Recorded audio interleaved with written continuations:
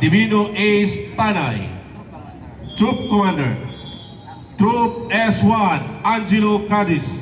Troop S2, Jason Cañada. Troop S3, Reynan Okmer. Troop S4, John Ray Velasco. Major Leader, Mary Hazel Siguenza. DLC Leader, Jamel K. Nicolas. MAPEH Company Commander, Angela Panambu.